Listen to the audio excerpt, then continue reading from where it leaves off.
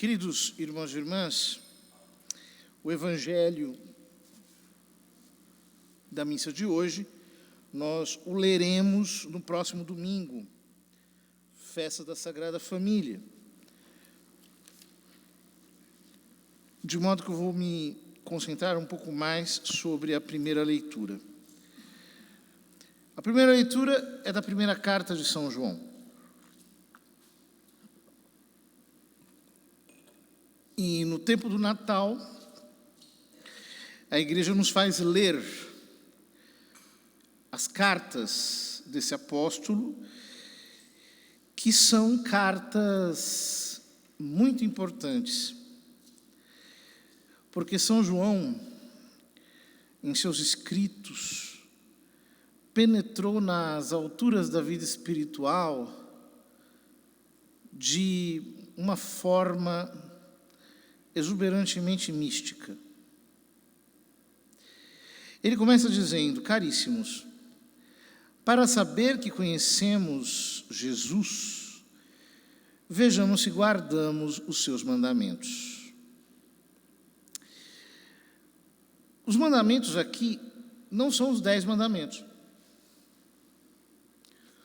Os 10 mandamentos pertencem à lei divina,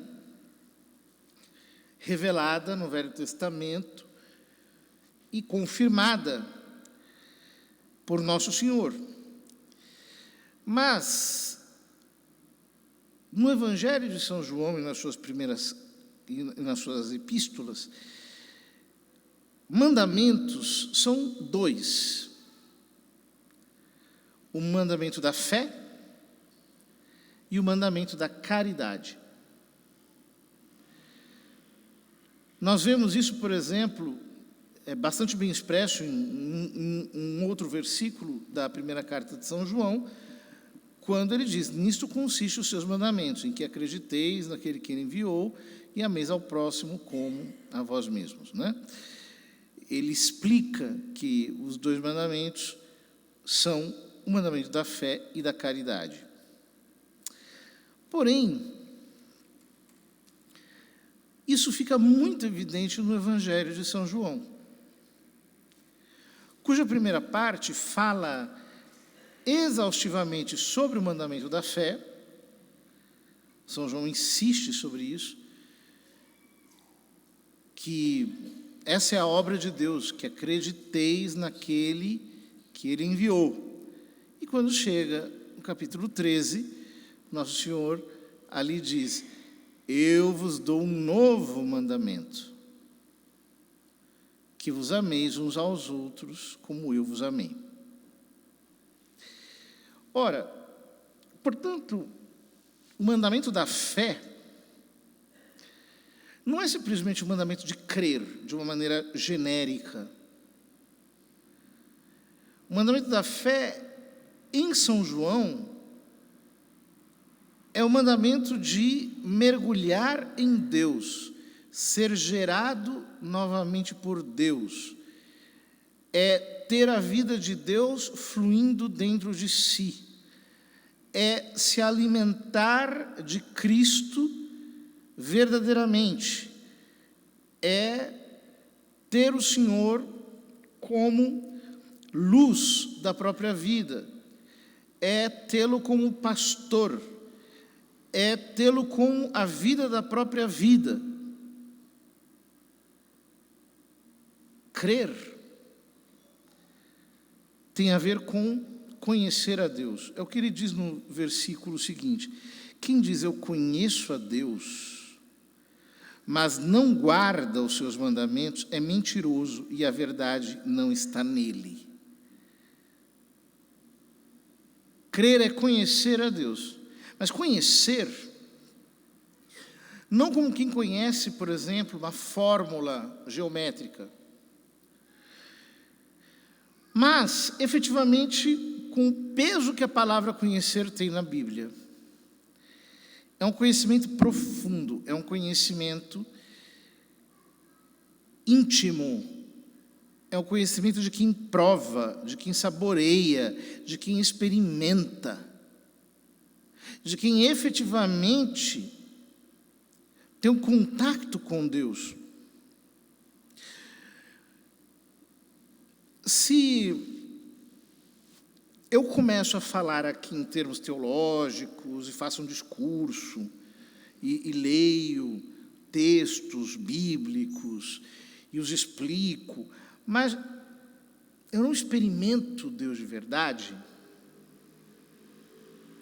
eu não estou guardando o mandamento da fé. Porque o mandamento da fé consiste em mergulhar em Deus.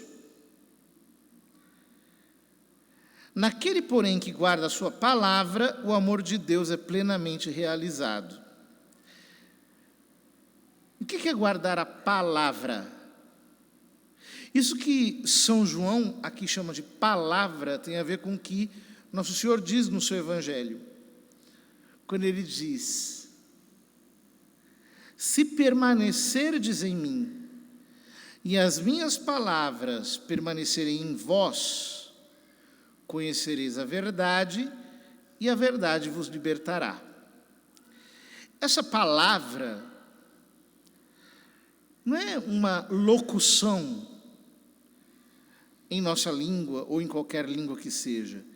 Essa palavra é aquilo que São João da Cruz chama de amorosa notícia. É aquela comunicação de Deus que se dá no íntimo da alma daquele que crê. Que talvez no começo ele não consiga perceber porque está ofuscado demais pelas coisas mundanas.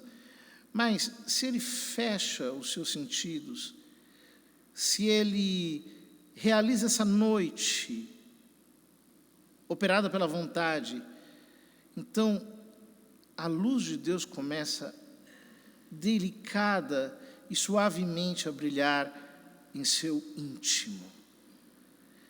E na medida em que essa luz inunda o seu ser,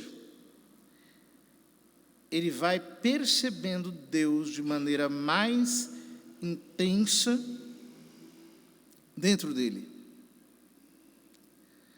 Guardar a palavra, portanto, é guardar, por assim dizer, a voz de Deus que nós escutamos na meditação. É como que inclinar-se sobre aquela voz para amar o próprio Deus. Naquele que guarda a sua palavra, o ágape de Deus é plenamente realizado. Quando alguém crê, Deus começa a falar em seu coração. E ele, ao invés de fugir ou de prestar atenção nas coisas externas, ele se debruça sobre Deus e começa a amá-lo. O amor sobrenatural de Deus começa a se incendiar dentro do seu espírito. O critério para saber se estamos com Jesus é este: quem diz permanecer nele deve também proceder como ele procedeu. Permanecer nele. Permanecer é uma palavra muito cara no Evangelho de São João. O verbo moné. Permanecer em Cristo. Morar em Cristo. Habitar em Cristo. Estar, por assim dizer, conectado em Cristo como um ramo à vide. Esse permanecer em Cristo só pode ser atestado pelas obras de virtude. Nós procedemos como ele procedeu. Então veja, eu posso falar muito de Jesus. Tem pessoas aí que falam de Jesus maravilhosamente. Mas eu pergunto, cadê as virtudes? Ou seja, quando alguém bate no teu calo, onde está a paciência? Quando alguém te humilha, onde está a humildade? A quem você obedece? Onde está a obediência? O que você faz por amor às pessoas? Onde está a caridade? Porque a caridade não é um amor genérico. É um amor que se manifesta em obras. Então, aquele que ama não se economiza. Ele desce para amar até o fim.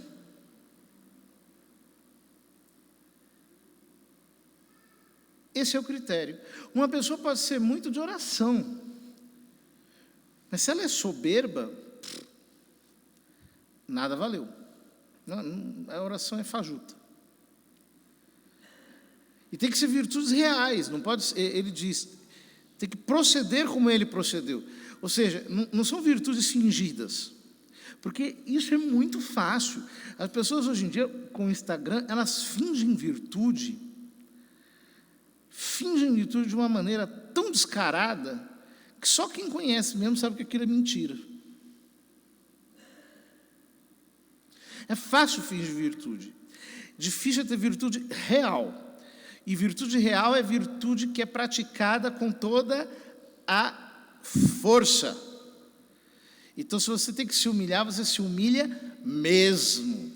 Se você tem que obedecer, você obedece mesmo. Se você tem que ser caridoso, você é caridoso mesmo. Você não fica, por exemplo, numa obra de virtude fajuta, né? A pessoa, por exemplo, vai ajudar um pobre, fica lá, não, ele abraça, ele olha no olho, ele vai mesmo, porque caridade é isso. A caridade tem que chegar até o fim. A pessoa que tem que se humilhar, ela se humilha. É fácil a pessoa fingir humildade. Tem gente que finge, que tem aquele jeitinho humilde assim, que você olha, aquela coisa despretensiosa. Só que ela quer parecer bem na frente dos olhos de todo mundo. Ou fica muito irritada quando os outros não lhe dão atenção. Não é virtude verdadeira, é virtude fingida. Caríssimos, não vos comunico um mandamento novo, mas o mandamento antigo que recebestes desde o início. Este mandamento antigo é a palavra que ouvistes. Mais uma vez, o mandamento é a palavra, ou seja, é Deus falando em nós, quando nós guardamos a fé e a caridade. No entanto, o que vos escrevo é um mandamento novo, que é verdadeiro nele e em vós, pois que as trevas passam e já brilha a luz verdadeira. Aquele que diz estar na luz, mas odeia o seu irmão, ainda está nas trevas, ou seja, ainda não entendeu o que é a fé. Porque a fé opera pela caridade. Quando a luz da fé brilha em você, você mergulha em Deus. E você, portanto, mergulha no amor de Deus. Quem mergulha no amor de Deus está saciado, está preenchido, não está mais carente. Quem ama o seu irmão permanece na luz e não corre o perigo de tropeçar. Mas o que odeia o seu irmão está nas trevas, caminha nas trevas e não sabe aonde vai, porque as trevas ofuscaram os seus olhos. É a ausência da caridade. Nós vivemos um tempo em que as pessoas, elas têm uma espécie de licença política para odiar. Então, se a pessoa não é do seu partido, da sua convicção, você odeia, quer que morra. Você não crê. A fé não está em você. De vez em quando alguém pergunta: padre, é ruim desejar a morte de alguém? Eu digo, não, não é ruim, não. Será que tem uma coisa pior do que isso? Você querer que alguém morra? É óbvio que é ruim. Ai, mas faz tantas coisas de mal. Então, reze para que se converta. Conheça Deus. Tenha um encontro com Cristo. Ai, mas não sei o que, não sei o que. As pessoas encontram desculpas para odiar. No Evangelho não existe desculpa para odiar. Vamos pedir ao Senhor que mude o nosso coração e que nos torne bondosos como Ele o é. É claro que isso não acontecerá se nós não cremos de verdade em Cristo, porque, como diz ele, só Deus é bom. Há um só bom. Se nós não mergulhamos na bondade dele primeiro, nós nunca seremos bons. Peçamos ao Senhor que nos conceda a graça de amarmos até o fim, porque isso brota de uma vida espiritual profundamente arraigada na verdadeira fé.